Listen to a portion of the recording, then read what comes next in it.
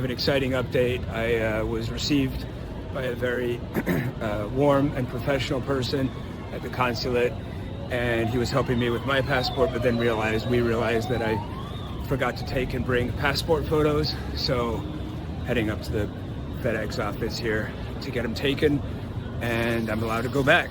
So that's the update. I'm in FedEx office getting my passports picture taken. No line, really easy, but it turns out the French have a slightly different size, so you need to ask for French passport pictures, and we're not really sure whether we should cut them or not, but anyway, we'll find out. Well, that was super efficient. I got my passport pictures, headed back to the consulate. Hey there again, just walking out of 44 Montgomery. By the way, the building I used to work at, WeWork. And yeah, it went well. Less than an hour. The gentleman who helped me was fantastic. Like, very, very efficient and clear, and far exceeded every one of my expectations. So I have completed my application to renew my French passport and a French identity card. It should be ready in a couple weeks. They're going to text me and I can just come by and pick it up without an appointment. And the most exciting update is that actually the 18-year-old deadline was not for the passport. It actually should be no problem to get my daughter a passport even though she's over 18. And for Luke, he actually suggests waiting 2 weeks because he can get a passport for 10 years instead of a passport for 5 years.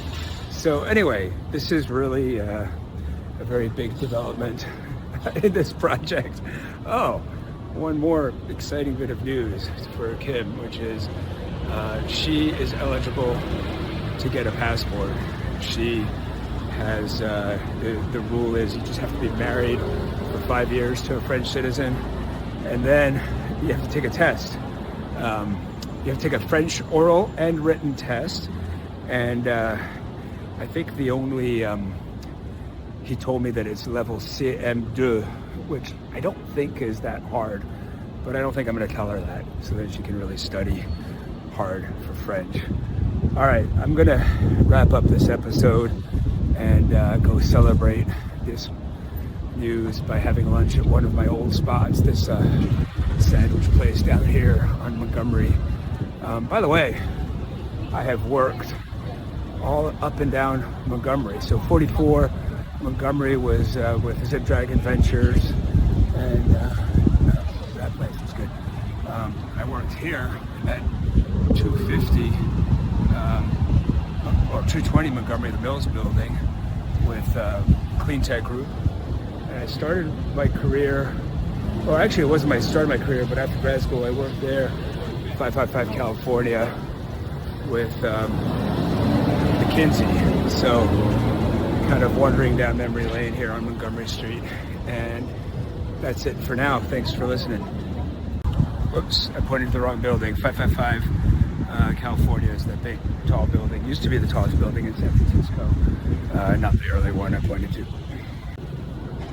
Sadly, my favorite restaurant place from a while back is now like a takeout only Proper Foods, so I don't get to celebrate there.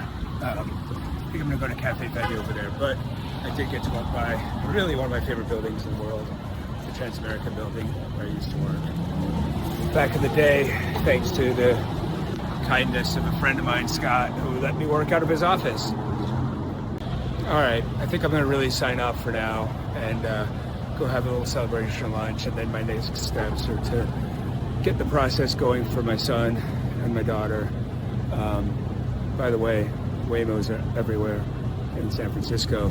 If here's one right here, if you haven't ridden in one, so cool.